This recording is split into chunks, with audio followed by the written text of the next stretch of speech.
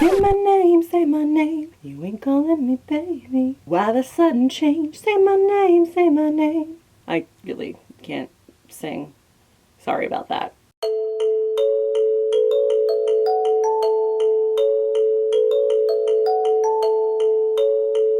Hey guys, it's Diana and welcome to the 90s Music Book Tag. The 90s Music Book Tag was created by Penelope from Penelope's Picks, and I just love this girl. I found her many years ago when I first started my channel Novelty. I think it was like 5 or 6 years ago. She was one of my first booktube friends, and I have always really enjoyed her videos and her personality. I've wished sometimes that I lived in her city so that I could hang out with her because she's so similar to me and she has such a great personality and it always comes through in all of her videos. I just really love her. So when she created this tag and she tagged me in it, I was like, absolutely, I will do this tag, not only because I love you, but also because I freaking love 90s music. Almost as much as I love 80s music. I was actually born in the 80s, so the 90s was a good time for me for music because that's when I actually first started getting into it and listening to it. Some of my favorite artists from the 90s were like the Goo Goo Dolls, Third Eye Blind, Matchbox 20, the Gin Blossoms. And of course you have your classic pop like the Spice Girls and Hanson. I mean, you can't really go wrong with 90s music. I mean, you can go wrong, but even when you go wrong, it's still right. So yeah, I'm really excited about this book tag because all of the categories are based on 90s music hits. The first category is Smells Like Teen Spirit. Which book featuring a young adult protagonist is one of your all-time faves? This one's always going to be Suzanne Collins' The Hunger Games because I freaking love The Hunger Games. Now Harry Potter is bae, obviously it's bae, but I'm a firm believer in that sometimes you read a book at the exact moment you need to read that specific book. And this was that book for me. In fact, this whole series was that book for me. I'm not going to explain the plot of The Hunger Games because everybody knows the plot of The Hunger Games. Just know that it's a very important book to me. I am forever Team Katniss. Now I was a hardcore Katniss Peeta shipper. I'm still a hardcore Katniss Peeta shipper. I just really love everything about this book and the series and these characters. So yeah, that's my choice. The second category is Creep. Who was the creepiest villain or antagonist you read recently? I'm gonna go with like the Demon King thing in Girls of Paper and Fire because I fucking hated this guy. He's a super creepy, manipulative rapist and I just can't stand him. He makes my skin crawl. I really don't like him. Girls of Paper and Fire is a fantasy novel about 8 girls who are selected as concubines for the Demon King. When they get to the palace, they kind of realize that the palace has a lot of shit going on, and none of it is good. In the midst of all the political turmoil, 2 of the concubines fall in love with each other, and it's fucking amazing. I really enjoyed it, but the villain in this just is the worst. I can't stand him. I hate him. I want to punch him in the face. Category 3 is Don't Speak, and it's a protagonist you wish would just shut the hell up. For this one, I'm gonna have to go with Holden Caulfield from Catcher in the Rye, and I know that's the point of Holden Caulfield, but my boyfriend's still gonna kill me for this answer because he loves that book.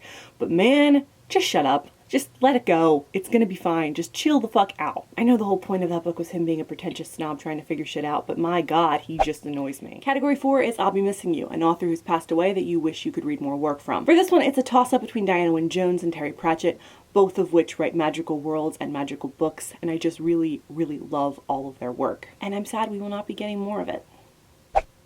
Category 5 is Wannabe. Which 2 characters from different books do you ship together? Think crack ships. I actually don't have a lot of crack ships, which is amazing because I grew up on LiveJournal where crack ships were everywhere. I'm pretty sure I saw one of Rose Tyler and Dean Winchester. I tend to trust authors a lot, and if you throw 2 people together in your book and make me ship them, then I'm probably going to ship them forever. But for the sake of this question, I came up with Emika Chan from Warcross and Katie Grant from Illuminae because I think they would make brilliant hacker girlfriends and they could take over the world and I would be okay with that. Like, I would love that, in fact. Both of them have a lot of badass skills and really cool hair. I just think they would be really awesome together. Category 6 is Mbop. Which book did you have a hard time understanding, whether it be related to the plot or the themes? I'm a literature major, so I think I'm pretty good at understanding novels, but I once read this book called Nameless by Lily St. Croix, and I have no idea what happened. It came out in like 2013, right when paranormal and the YA genre hit big, and it was supposed to be a Snow White retelling, only I'm not sure how. Because basically it's about this girl who was like 6 years old, and this guy who's essentially the vampire godfather found her in the snow and brings her into his house and raises her as his own. They never actually say that they're vampires, I don't think.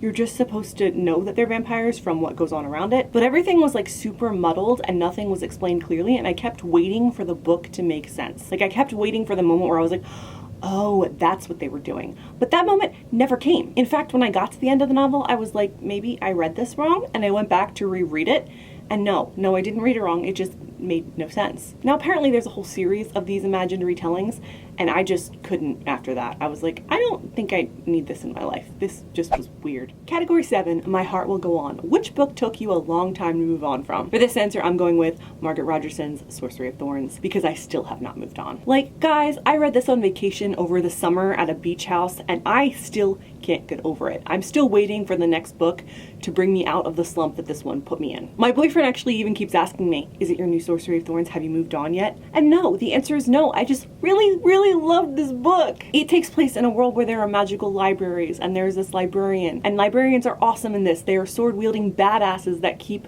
sentient books from turning into monsters. And when they do turn into monsters, they subdue them or they hunt them down and kill them. Sadly, you're not supposed to do that. Don't kill the books. And she meets a warlock, and it's so great. Guys, I just really love this book. Everything about it was fantastic and fun, and it's a standalone, and I wish it was a series because I just want to go back. Category 8 is That Don't Impress Me. Which hyped book just didn't impress you? For this one, I'm going with Stephanie Garber's Caraval. I love carnival books, I love the carnival setting, and this was compared to The Night Circus, which is also one of my favorite books, but it was just nothing like The Night Circus. Now, to be fair, I liked some of the ideas in this book, I just didn't think it was executed well at all. It's about two sisters who are whisked away to a Caraval performance, and when one of them goes missing within the performance, the other has to find her. If she does so successfully, she is granted one wish. Obviously, it takes place in a fantastical setting, it has a great idea behind it, it just didn't stick the landing, and I was left sorely disappointed. I think I will continue on with the series because there's a lot of elements that I do like, and I hope it gets better, but I'm not holding my breath. Category 9, Baby One More Time.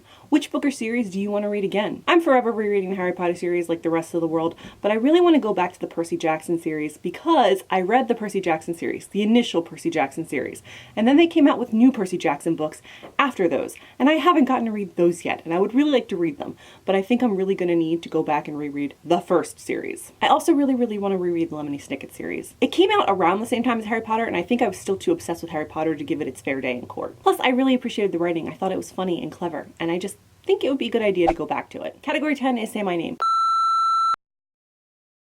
Which character's name from a book do you wish you had? I'm actually a pretty big fan of My Name. I did not realize how big a fan of My Name I was until I heard Chris Pine scream it across the battlefield. And I was like, yes, that is my name. But when I was little, I had a really big thing for Sleeping Beauty, and I really loved that her name was Aurora, so I'm going with Aurora from Aurora Rising. However, more recently, I think the name Galaxy is fucking awesome. So there you have it, the 90s music book tag. As for who I'm tagging, if you at all love music from the 90s, you need to do this tag right now. I need to see your answers. And while we're here, why don't you tell me some of your favorite songs from the 90s? And if you do that, I'll put them into a playlist and then I'll share the playlist. Because I feel like we could all use some 90s jams in our life. I mean, I could use some 90s jams in my life. Anyway, that's all for me. As usual, have a fantastic day and be excellent to each other. Bye! I'm serious about the hacker girlfriends though. Wouldn't that be just amazing? Come on. Tell me that wouldn't be awesome.